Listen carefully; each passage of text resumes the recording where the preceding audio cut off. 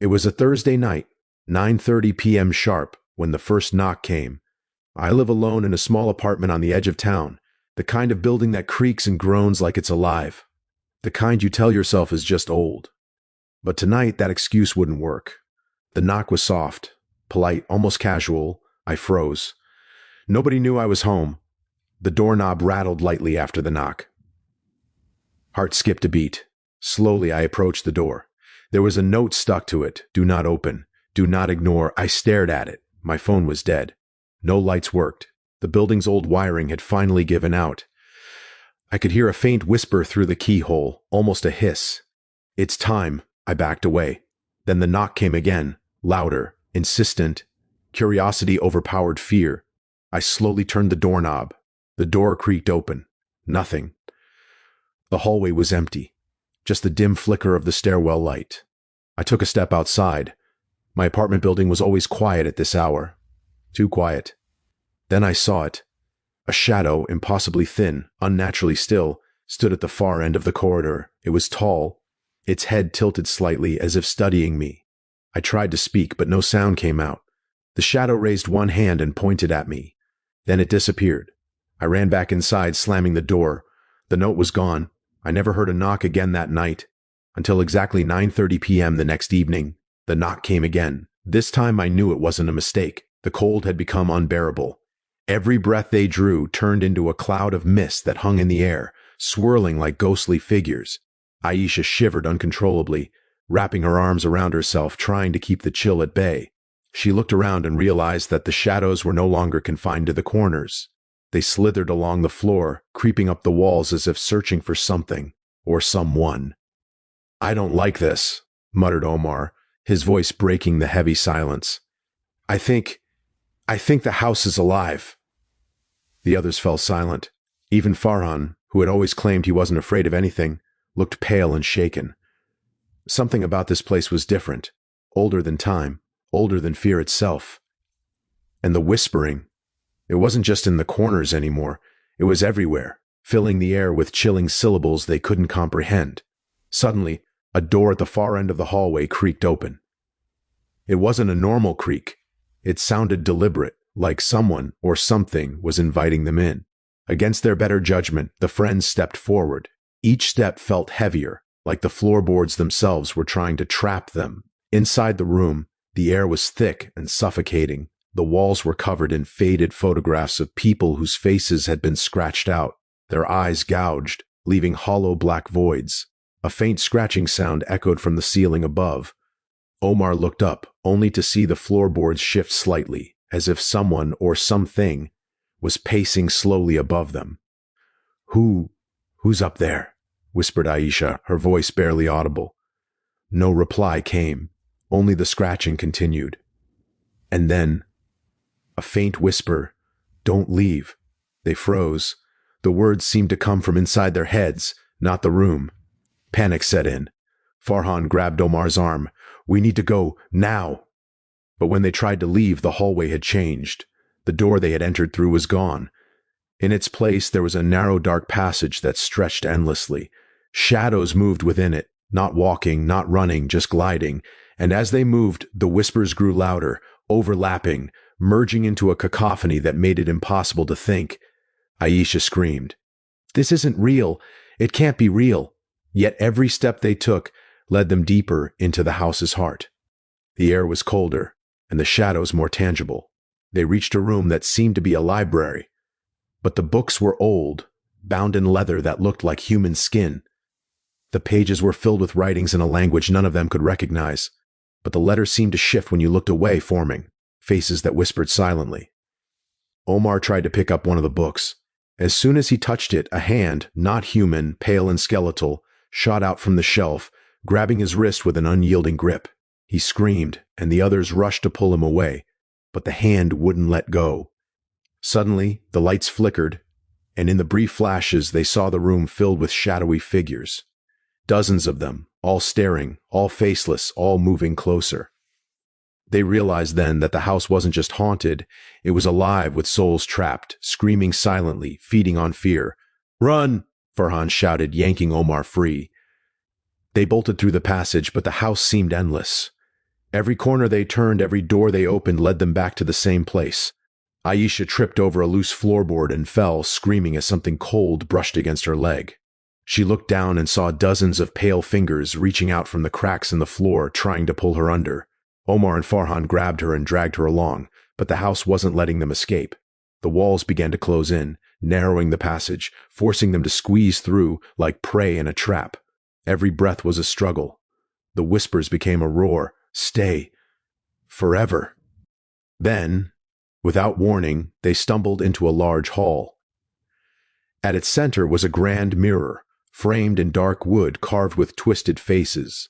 As they approached, they saw their reflections, but they weren't alone. Behind each of them, shadowy figures lingered, their hands resting lightly on their shoulders.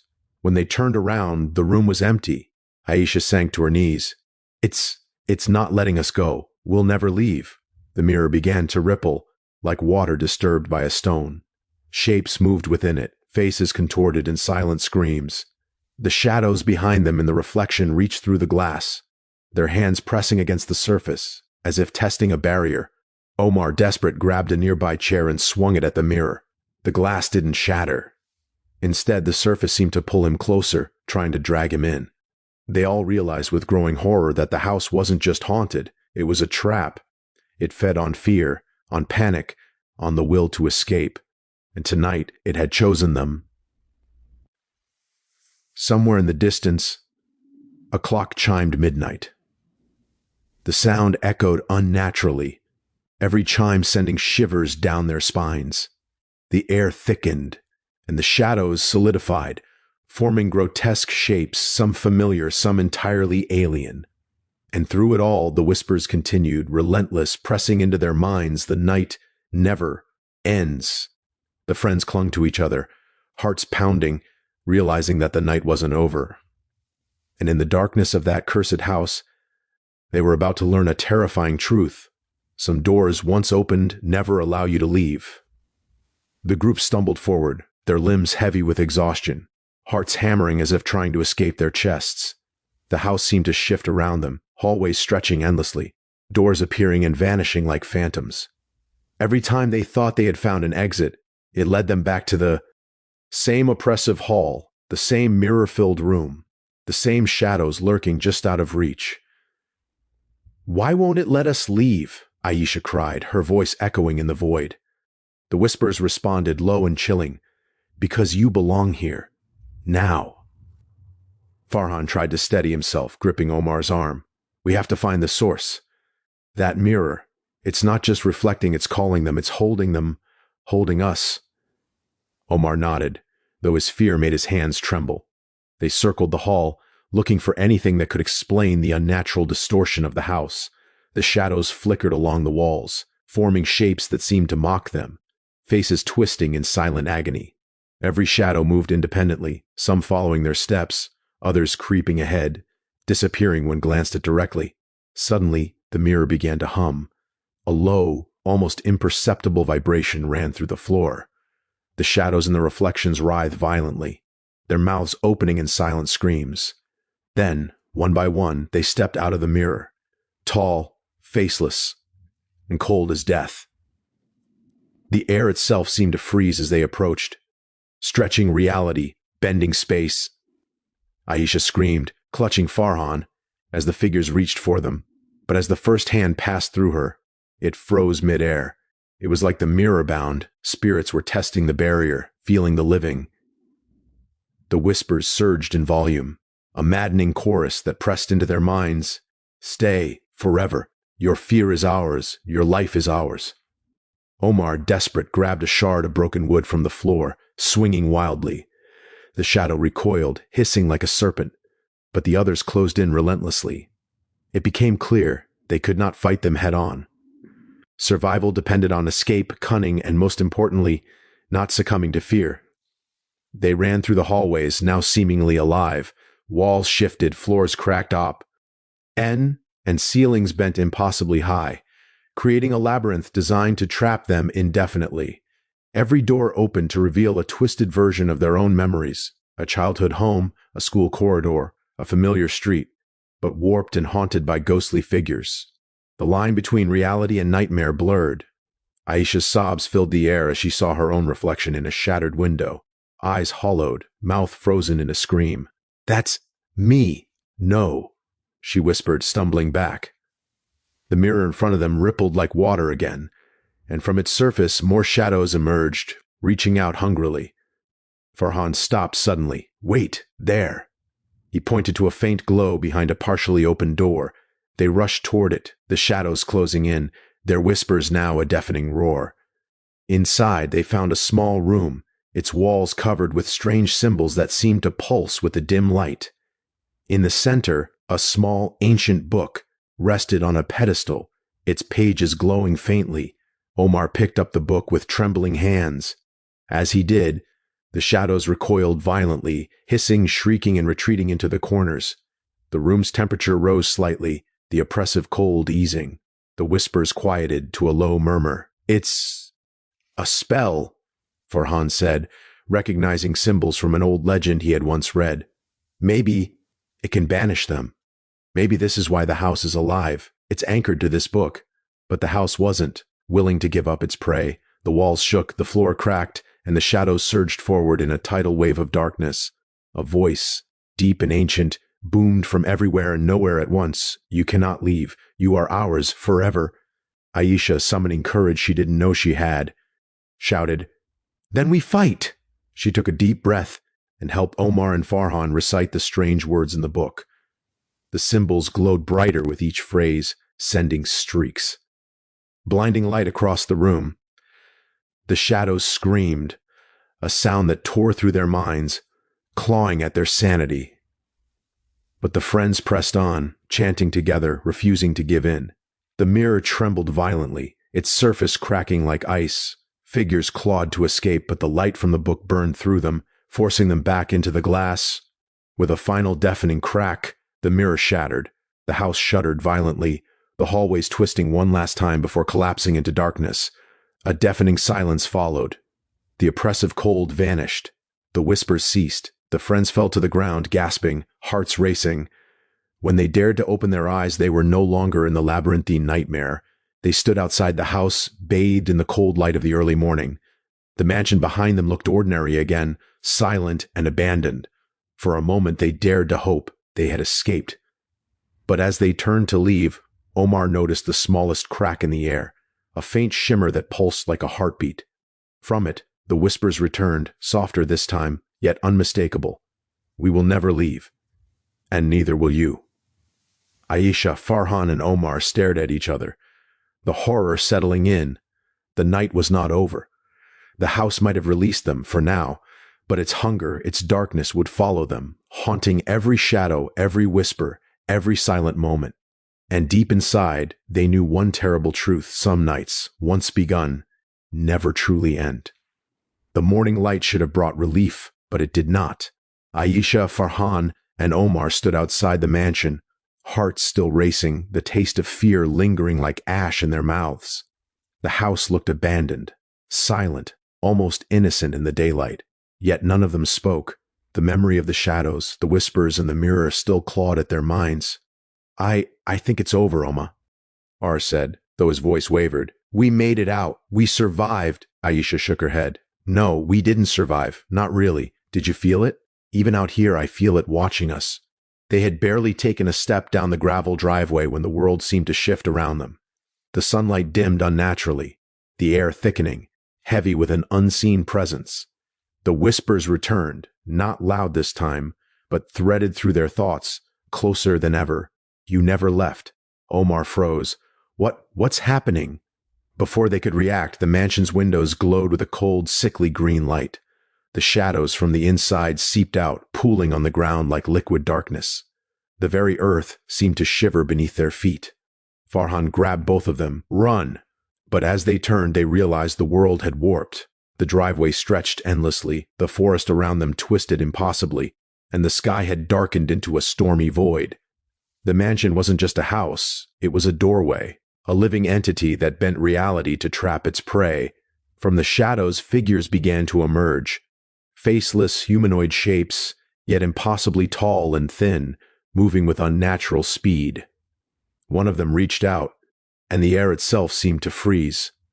Omar instinctively swung a branch at it, but it passed through as though he were striking mist.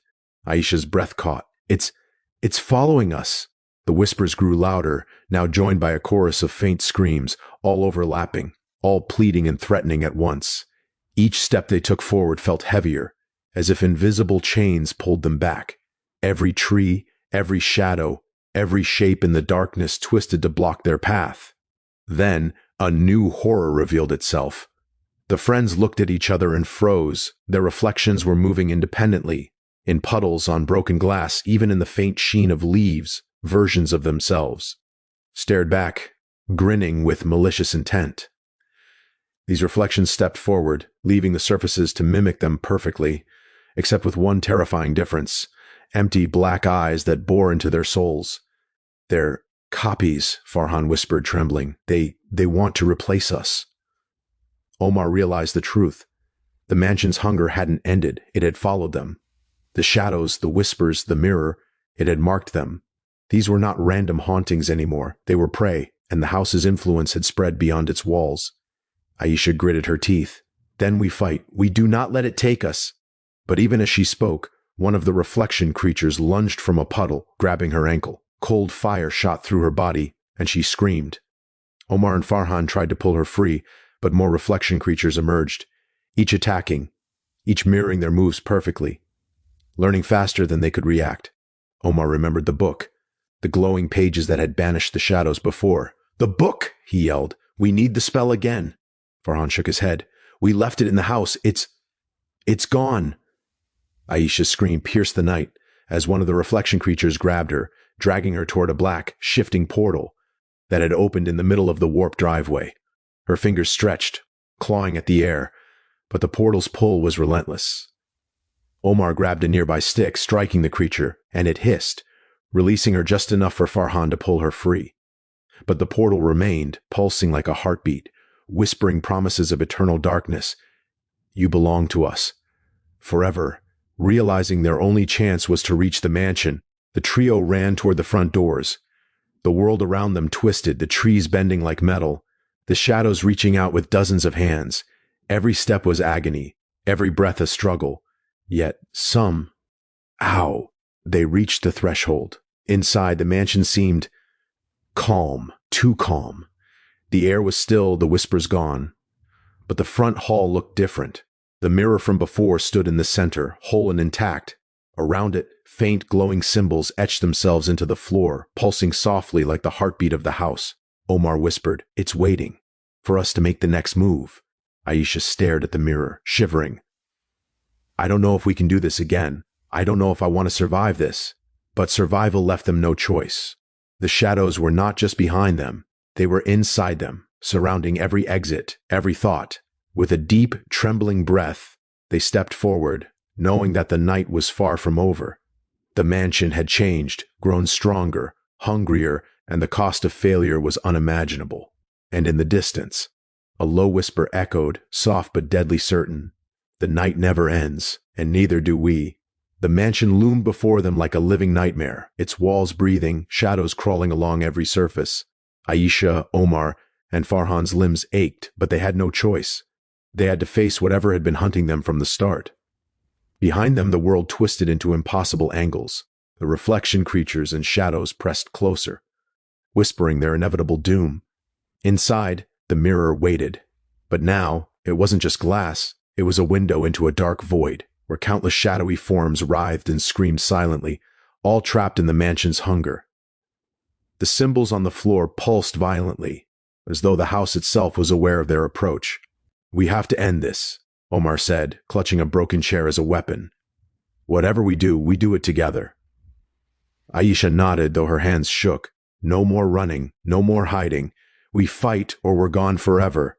The first shadow struck. It surged from the walls, tendrils darkness lashing out like living knives. Farhan barely dodged, grabbing Aisha's arm and pulling her to safety. Omar swung his chair, smashing a creature into the floor. But each strike only multiplied the shadows, splitting them into smaller, faster versions. The whispers had turned into a roar, 1,000 voices screaming directly into their minds. "Forever, ours, never leave." The voices threatened to drown their sanity. Omar felt his knees buckle under the weight, the sense of hopelessness clawing at him. Then, in a moment of clarity, Aisha remembered the book, the glowing pages that had worked before. "The book! We need it!" she shouted. The mansion seemed to laugh. From the far corner of the hall, the book appeared, floating, glowing brighter than ever. But it was guarded by a massive shadow, far larger and more twisted than anything they had faced before. Its faceless head tilted as it observed them, as if testing their courage. Farhan whispered, That thing is the heart of the house. If we destroy it, maybe we can end this." Omar nodded. "Then we do it, no matter what." They ran toward the book, dodging tendrils of darkness that lashed out to pull them into the void. Aisha grabbed the book, and its glow expanded, flooding the room with light. The shadows hissed and shrieked, recoiling from the pure radiance. With trembling voices, they began to chant the words from the book, the same ancient incantation that had worked before, but, this time, louder, stronger, with every ounce of fear and determination focused into their will. The house shook violently. The shadows screamed, twisting and contorting, as the light from the book seared through them. The reflection creatures fell to their knees, screaming silently as they were pulled back into the void of the mirror. The massive shadow, the heart of the mansion, let out a sound that was neath. Are human nor animal, a deep, resonant wail that shook the walls to their core. The floorboards cracked, the ceiling bent, and for a terrifying moment, it felt like the mansion itself was trying to swallow them whole. But they continued chanting, and the light from the book grew until it became blinding, pure, and unrelenting. Then, with a final, deafening scream, the mirror shattered. The shadows collapsed into themselves, vanishing into nothingness. The mansion shuddered violently, then silence. Aisha, Farhan, and Omar collapsed to the floor, exhausted beyond belief. The light from the book faded, leaving them in the quiet stillness of the hall. They dared to look around.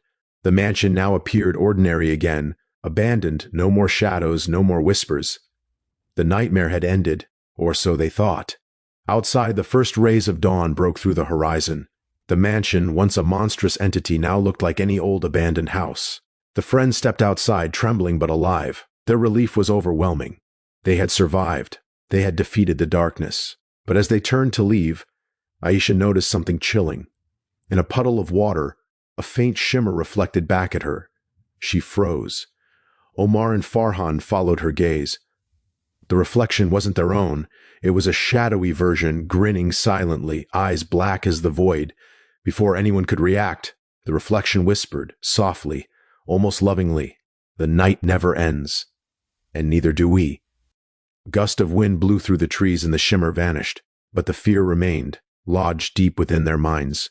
They knew in some corner of reality that the mansion's influence was not entirely gone. It had been weakened, yes, but it was patient. It was eternal. And it was still hungry. The three friends walked away scarred, shaken, and forever changed. They had survived the night, but some part of them knew, with bone-deep certainty, that one day the house would call again, and when it did, there would be no escape.